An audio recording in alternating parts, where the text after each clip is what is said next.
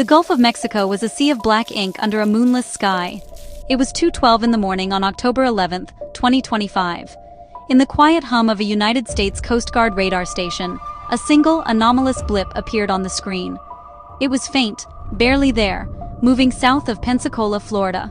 The object was semi-submerged, crawling at a sluggish 6 knots. Crucially, it was broadcasting no automated identification system beacon. In the world of maritime traffic, a vessel without an AIS is a ghost, a ship that does not want to be found. This ghost was heading toward American shores, and its silence was a deafening alarm for the operators on duty. The initial radar hit was just the first thread in a rapidly unraveling mystery.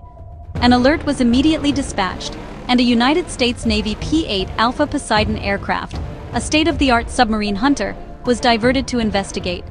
Soaring high above the dark waters, the Poseidon's sophisticated sensors went to work. Its thermal imaging cameras scanned the surface, searching for any telltale heat signature.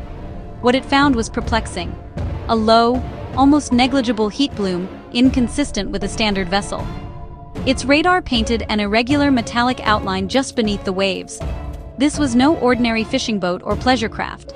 This was something else entirely, something built for stealth and secrecy. The data streamed in real time to intelligence analysts at Naval Station Pensacola.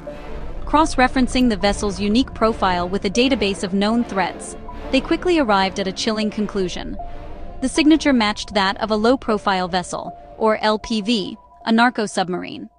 Specifically, it was a 35-foot model favored by the Jalisco New Generation Cartel, one of the most ruthless and technologically sophisticated criminal organizations in the world. The ghost on the water now had a name and a purpose. It was a weapon of the cartels, designed to slip past America's defenses and deliver its poison. The tension in the command center was palpable. This wasn't just a smuggling run, it was a direct challenge to national security. The vessel's slow, deliberate path indicated a mission with a clear destination. It was moving through a known trafficking corridor, but its stealthy design suggested it was carrying a high-value payload. Every minute that passed brought it closer to its goal. The men and women of the multi-agency task force knew they were now in a race against time. They had found the ghost, but now they had to catch it before it vanished completely into the darkness, taking its deadly cargo with it. With the target identified, a massive, coordinated response silently swung into action. This was not a job for a single agency, but a complex symphony of military and law enforcement power. The United States Coast Guard cutter Hamilton, a formidable Coast Guard cutter, altered its course and began a quiet pursuit. At the same time, the USS Delbert D. Black, a Navy Arleigh Burke-class destroyer, was vectored toward the area, its advanced combat systems ready. High above, an MQ-9 Reaper drone, a silent eye in the sky, was launched to provide persistent surveillance. The Shadow Watchers were assembling, creating a multi-layered net to trap their elusive prey. The operation was a model of interagency cooperation, a fusion of capabilities honed through years of joint exercises. The United States Navy brought its unmatched maritime combat power. The Coast Guard provided its unique law enforcement authority and expertise in at-sea interdictions. And working behind the scenes, the DEA's Maritime Task Force supplied critical intelligence on cartel tactics, routes, and command structures. Information flowed seamlessly between the different branches. Every piece of data, from the submarine speed to the water temperature, was analyzed to predict its next move. The goal was to track, not to spook. The cartel crew had to believe they were still invisible. This level of collaboration is essential when fighting an enemy that operates in the shadows. Cartels like CJNG are not simple gangs. They are global criminal enterprises with immense resources. They employ engineers, logistics experts, and counter-surveillance specialists. To defeat them, the United States has built task forces that mirror that structure, combining military might with intelligence gathering and law enforcement action. Each participant in this silent pursuit knew their role perfectly. The sailors on the destroyer, the guardsmen on the cutter, and the agents in the command center all worked as one, their focus fixed on the single blip moving through the Gulf. The commanders orchestrating the operation faced a delicate balancing act. They had to stay close enough to the narco sub to track it effectively, but far enough away to remain undetected. The submarine was built for stealth, and its crew would be on high alert for any sign of pursuit. The United States vessels maintained a careful distance, using the curvature of the Earth and the black of night as cover. The Reaper drone flew at an altitude where its engine noise would be swallowed by the vastness of the sky. The hunt was a patient game of cat and mouse, played for the highest stakes across dozens of miles of open ocean. The pursuit was a showcase of cutting-edge surveillance technology. As the United States Coast Guard cutter Hamilton shadowed the target, it deployed its AI-assisted passive sonar array. This system doesn't send out active pings that could reveal its position. Instead, it listens, sifting through the ocean's ambient noise for specific acoustic signatures. The AI quickly isolated a faint, low-frequency pulse, a 42 Hz thrum. It was the sound of the narco sub's propeller. The system calculated its speed with unnerving precision, 7.4 knots, and its depth at 62 feet. The cartel's ghost was no longer invisible. Its every movement was being mapped and measured by the unseen hunters. Meanwhile, the MQ-9 Reaper drone provided another layer of intelligence from above. Its thermal cameras, far more powerful than those on the initial P-8 Alpha, detected something new. Two smaller, faster vessels were flanking the submarine, keeping a protective distance. These were escort boats, likely filled with heavily armed cartel gunmen, ready to defend their precious cargo. The drone's sensors then picked up faint, encrypted radio pulses, bouncing between the three vessels. The signals were short and sporadic, designed to be missed, but they weren't. United States signals intelligence experts traced the communications back to servers located in Maracaibo, Venezuela, revealing the operation's command and control hub. The cartel had also invested heavily in its own stealth technology. Intelligence gathered after the operation would reveal that the submarine's hull was coated in a specialized radar-absorbing polymer paint, a material typically used on military drones to reduce their radar cross-section. Its builders had even wrapped the bolts on the hull in carbon tape, a meticulous detail designed to mute sonar echoes and further mask its acoustic signature. This was not an amateurish craft. It was a purpose-built weapon of stealth, engineered in a remote jungle workshop with one goal: to be undetectable. The cartel was playing the same high-tech game as the military. The final piece of the puzzle fell into place at 3:48 in the morning. The space-based infrared system, a constellation of military satellites designed to detect missile launches, registered a heat signature 90 nautical miles to the east. It was a large cargo ship, sitting idle in the water. It was camouflaged, attempting to blend in with commercial traffic, but its thermal profile was suspicious. Analysts quickly identified it as a Venezuelan-flagged vessel known to be used by the cartel. The plan became clear. The submarine was not heading for the United States coast directly. It was on its way to a rendezvous point to transfer its cargo to the larger mothership for the final leg of the journey. The discovery of the cargo ship revealed the full scope of the cartel's sophisticated plan. This was not a simple A to B smuggling run. It was a multi-stage logistical operation designed to minimize risk and maximize deniability. The submarine, with its limited range and high risk of capture, was only meant for the clandestine journey from South America into the Gulf. Once there, it would transfer its payload to the Venezuelan mothership. The drugs would then be hidden among a legitimate-looking cargo, in this case, disguised inside large industrial paint cans, and smuggled into a United States port, passing through customs like any other commercial shipment. This intricate web of deceit highlights the evolution of modern drug trafficking. Cartels like CJNG operate like multinational corporations, with complex supply chains and risk management strategies. They use layers of deception, employing different vessels, flags of convenience, and smuggling methods to break the chain of evidence. If the submarine were to be captured, the cargo ship and its crew could claim ignorance. If the cargo ship were to be inspected, the drugs would be expertly concealed. Every stage was compartmentalized, making it incredibly difficult for law enforcement to dismantle the entire network from a single seizure. The presence of the two escort boats added another layer of complexity and danger to the operation. These were not just lookouts, they were the mission's muscle. Thermal imaging showed they were carrying approximately 25 cartel gunmen, armed and ready for a fight. Their job was to protect the high-value submarine at all costs, engaging any perceived threat to give the sub time to escape or scuttle itself. The United States Task Force now knew that any attempt to intercept the submarine would not be a simple boarding action. It would be a violent, close-quarters confrontation on the high seas, fought in the dark against a determined and well-armed enemy. The encrypted radio signals traced to Maracaibo confirmed a state-level connection. The Jalisco New Generation Cartel was not acting alone.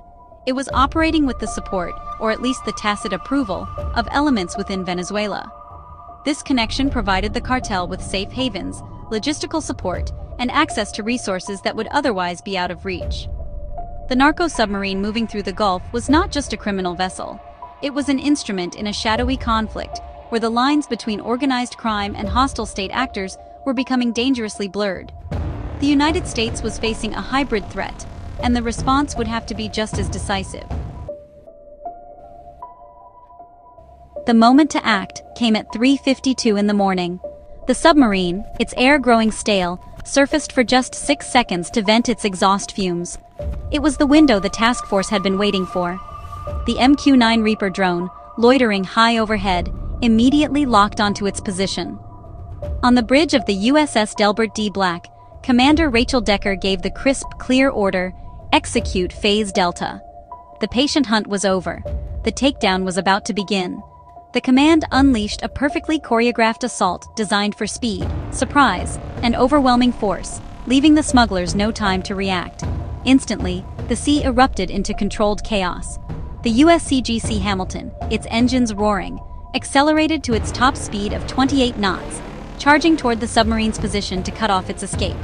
Simultaneously, 4 heavily armed Navy assault boats, carrying 60 elite sailors and DEA agents, were deployed from the larger ships, their hulls slapping against the waves as they raced toward the target.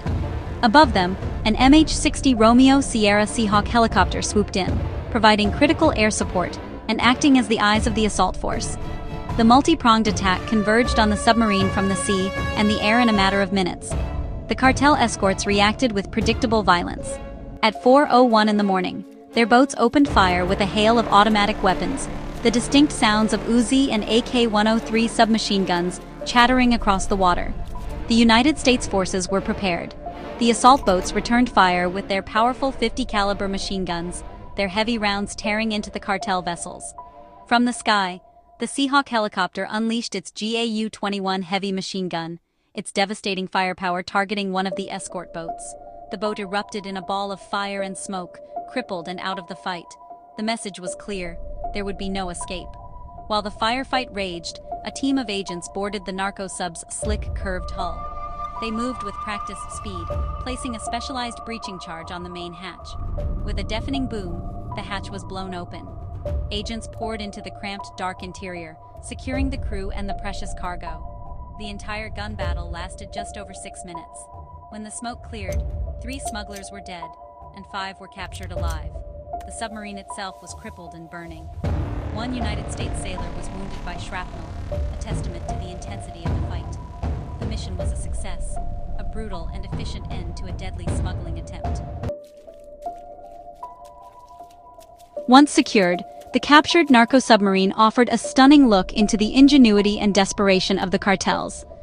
This was no repurposed fishing vessel. It was a custom-built $2.8 million machine, hand-welded in a secret jungle workshop on Colombia's Pacific coast. Its design was a strange mix of sophisticated engineering and crude improvisation. The hull was sleek and hydrodynamic, but the control bay was a claustrophobic nightmare. It was filled with rudimentary, Soviet-era gauges, a simple magnetic compass, and a throttle that looked like it had been cobbled together from spare parts. It was a vessel built for a one-way trip, with little regard for the crew's survival. The submarine's most impressive feature was its power source. It was propelled by a massive 2,000-pound lithium-ion battery array, giving it a submerged range of over 600 nautical miles. The individual battery cells were marked with the name Shenzhen Dynamics Corporation, a Chinese company, revealing the global supply chain that fuels the cartel's operations. This powerful battery allowed the sub to stay underwater for extended periods, running silently to evade sonar detection. It was a technological leap from the diesel-electric hybrids of the past, making these new-generation narco subs far more difficult to track. The cargo it carried was staggering. Inside the cramped hold, agents found 2,240 pounds of high-purity methamphetamine and 480 liters of liquid cocaine base.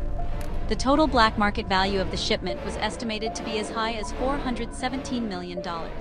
According to DEA analysts, this quantity of drugs was enough to supply over 8.5 million individual doses, a devastating payload destined for American streets. The seizure represented a massive financial blow to the Jalisco New Generation cartel, disrupting its cash flow and taking a significant amount of its product off the market in a single decisive strike. The capture of the smugglers, two of whom were identified as citizens of Ecuador and Colombia, provided invaluable intelligence. During interrogations, they confirmed the mission's plan to meet the Venezuelan cargo ship and transfer the drugs. This first-hand testimony helped intelligence agencies piece together the full picture of the cartel's operational methods. The submarine, a marvel of illicit engineering, was ultimately a disposable tool. Its crew was expendable. Only the cargo mattered. The bust exposed not only the drugs, but also the cold, calculated business model of a modern transnational criminal organization. The successful interception on October 11th was more than just a single victory. It was a clear signal of a major shift in United States policy. This operation was not an isolated incident.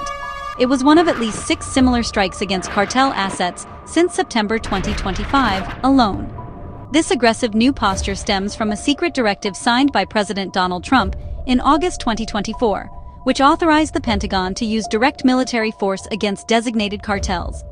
8 groups, including CJNG and Venezuela's Tren de Aragua, were officially classified as foreign terrorist organizations, reframing the war on drugs as a matter of national security. In a press conference on October 18th, President Trump confirmed the strike, stating the submarine carried fentanyl and other illegal narcotics, and that the shipment could have led to tens of thousands of American deaths.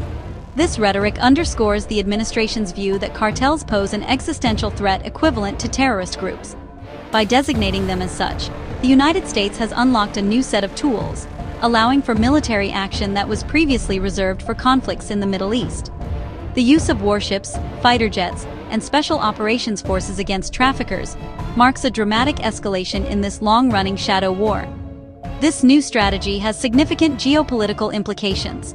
To support these operations, the United States has built up a formidable military presence in the southern Caribbean, deploying warships, F-35 fighter jets, a nuclear submarine, and over 6,500 troops.